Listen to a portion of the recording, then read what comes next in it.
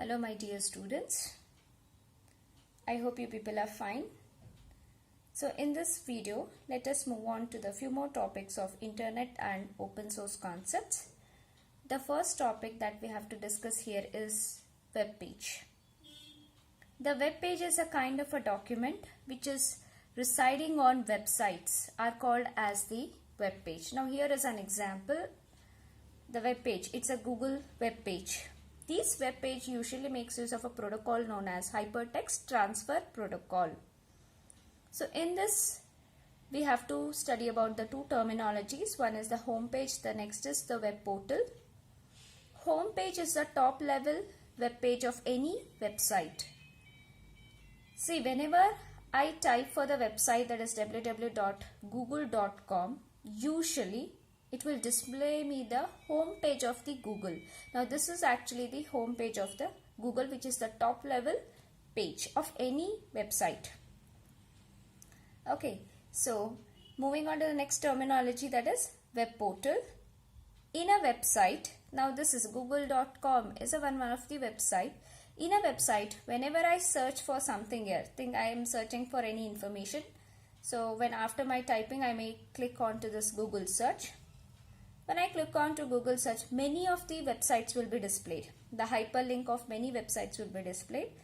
If I click on any of the link, I may land up into opening a different website. Now this is nothing but the web portal. Web portal is a website which hosts the other website. Now in this Google, when I type, what do you mean by data hiding when I type it? So it will open certain number of different kinds of websites by the concept data hiding. So this is web portal. It is the Google is a website which is hosting n number of different websites. I hope you are understanding. Moving on to the next one topic, that's the URL and the domain name. So usually the internet structure of the World Wide Web, it is using certain set of rules or the protocol known as the Hypertext Transfer Protocol, and it is also using one of the programming language, that is the HTML, Hypertext Markup Language, in order to design the web page. To design this Google web page, they might be using the Hypertext Markup Language, plus this web page is using what? Hypertext Transfer Protocol. Okay, then let us consider what is URL and what are the domain names. So usually this URL is an address of a file on the internet. Now this is an address of a certain file over the internet. Usually URLs will look like this. A standard, a general syntax of any of the URL over the internet would be like type : / then address followed by the path.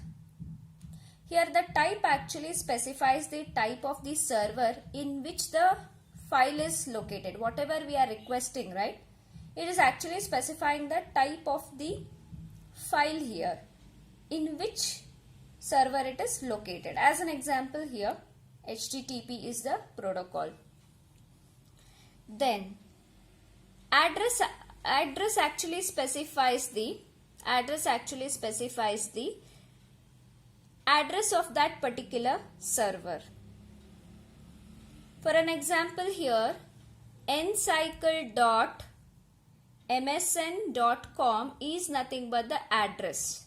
It actually specifies the address of the server. This is telling you which where the file is located. Through the help of HTTP, the file, it will help you to find the where the file is being located, and what is the name of the server is ncycle.msn.com. Fine. Then the path actually tells the location of the file on the server. See, when I say server, there will be many hundreds and thousands, lakhs together files will be there in the server. Where exactly you will search for it? You need an exact path in order to search for your whatever you have requested for. So this path actually tells the location of the file on the server. That is getinfo Under that there is a styles, under that ASP. So this get info styles ASP is telling the path of the file that the user have requested for. I hope you are understanding. So similarly here, HTTPS actually stands for Hypertext Transfer Protocol Secure. It is providing along with an encryption. It is telling you the type of the server in which the file is stored. Then webrenter.com is our address of the server. This is the address of the server. Now here only I have given the type and the address. Path I didn't mention. I just wanted to tell you that this is the address of the server, or you can also call it as a domain name. Understood? Now let us move on to the syntax and the elements of URL. What exactly the URL was consisting of a file on the internet, the type of the server or the protocol, that was HTTPS, the name or the address of the server on the internet, that was here in this condition, that is webrenter.com, and the location of the file on the server. Okay. Now what is this domain name? Okay. This domain name, or it is used to identify one or more IP addresses which are used in the URLs to identify the particular web page. Now for an example, we'll take a different example. When you type in www.facebook.com, when you say, your facebook.com is your server name. It's a domain name. Actually, facebook.com server is being identified by an IP address over the internet. Understood? But we cannot remember the IP addresses. How many Facebook IP address you have to remember? YouTube. So many different kinds of applications are there. All the IP addresses of all different kinds of website you cannot remember, right? So instead of that, the domain names are being given. When I say that facebook.com, that facebook.com actually will get in turn converted into an IP address, and then it will start searching for the location of the server in order to fetch your request. But for users to remember the website names, they are using the domain name. That is what it is.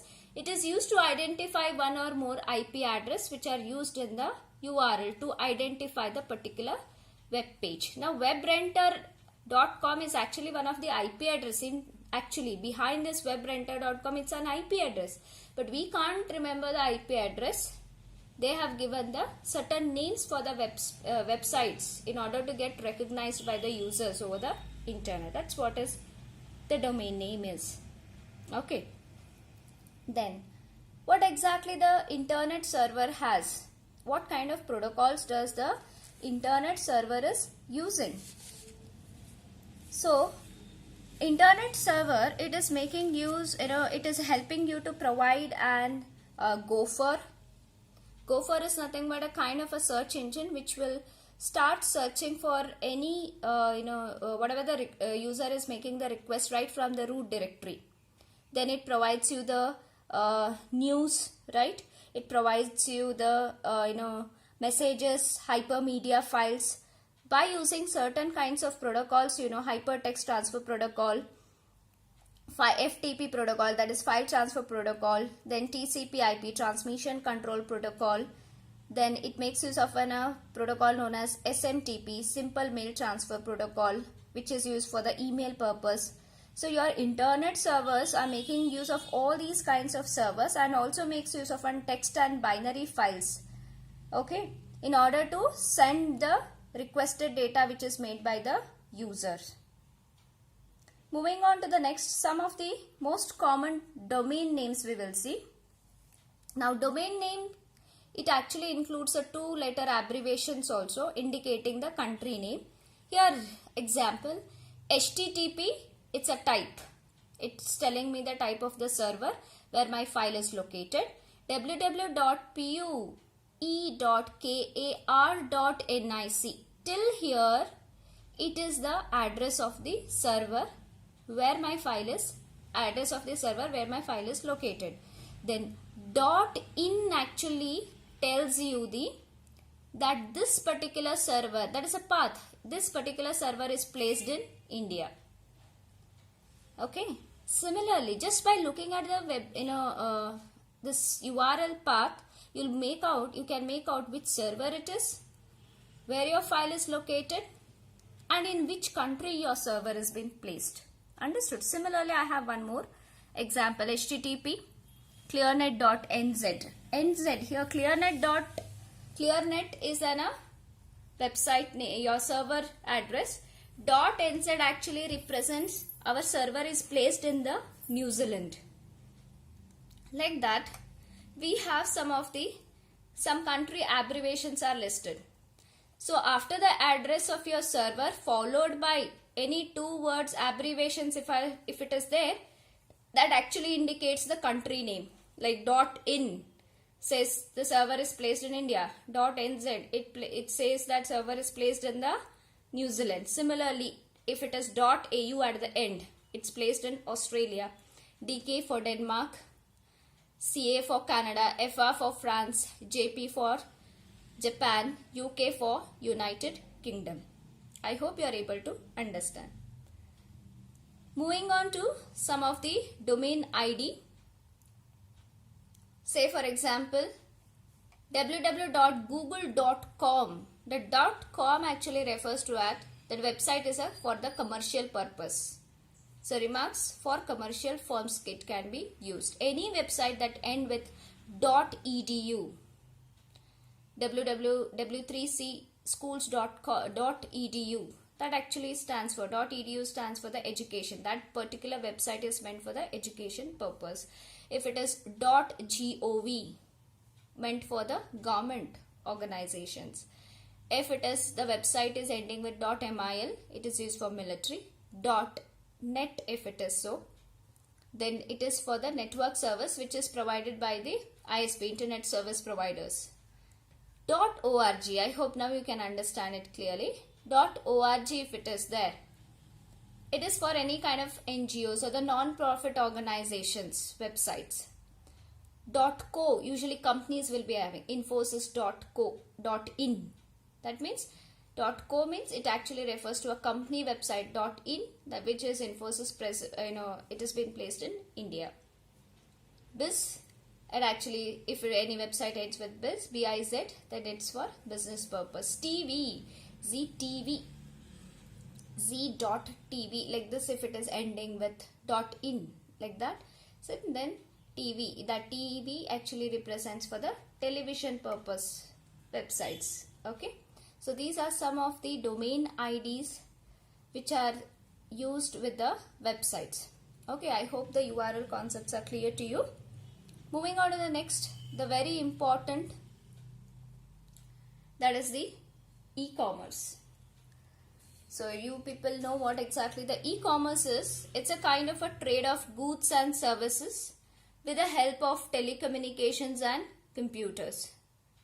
That means example for marketing, sales promotion, financing, insurance, banking, transport, okay, and then automatic trading of digital goods and accounting. All these online transaction, whatever you perform, they all come under the e-commerce. It's a trade of goods and services that you can sell and purchase over the internet. Some of the technologies and services which are being used in the e-commerce are, the first is electronic data interchange. This electronic data interchange, also called as EDI, it's an electronic interchange of the business information using certain standardized format. That means EDI means it allows the 2 different companies in order to exchange the information from one company to the another company, but electronically. They are not making use of any kind of papers. Okay, for example, like purchase orders and invoices, usually through the computers, through the emails you are sending, right?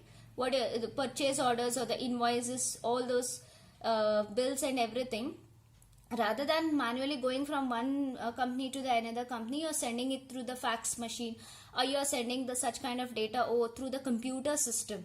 Then such things are being called as, such kind of communication is called as an electronic data interchange, which will allow for electronic interchange of business information using a standardized format. Now what is this invoices and all? They are all business information. Now maybe they are certain commercial document that records the transaction between the buyer and the seller. Such kinds of information which when they are being exchanged over the computer, then I can say it as an electronic data interchange. Moving on to the before that, one more thing. Any entities that are involved in the business, okay, they can where they are conducting their business electronically are called as the trading partners. Trading partners in the sense the buyers and the sellers over the internet. Then moving on to the next one, that is email. We all know what is it is email. It stands for electronic mail that helps you to two different users to communicate with each other electronically. That means without making use of any kind of papers. You may send audios, videos, text messages, then PPTs, and irrespective of anything, you are able to send your data from one your computer system to another computer system within a fraction of a second. And the same mail you can send to the n number of recipients. So this is also one of the technologies or the services used in the e-commerce. Moving on to the next is electronic funds transfer. This is nothing but process of transferring the money from one bank account to the another bank account without the intervention of bank staff. Suppose if your friend needs certain amount of money, so instead of manually going to the bank and transferring through your mobile itself, through the online bill payment or your online banking mobile payments, through that only you can just transfer from one account to the another. This process of transferring the money from one account to the another online, then this is nothing but electronic funds transfer, that is EFT. Moving on to the next service, that is electronic benefits transfer. It's a card based system that allows, which is similar to the debit card itself, but not a debit card, which is usually made used by the recipients of the government, so that they can make the payment directly to the retailers for the purchase of food stamps. Okay, so usually this electronic benefit transfer is a kind of transfer making the payment to the retailers directly over the internet. Usually such kinds of EBT transfer, it is most popular in the US rather than the India. So it is also kind of a magnetic card, like a plastic magnetic card. It will be secured with a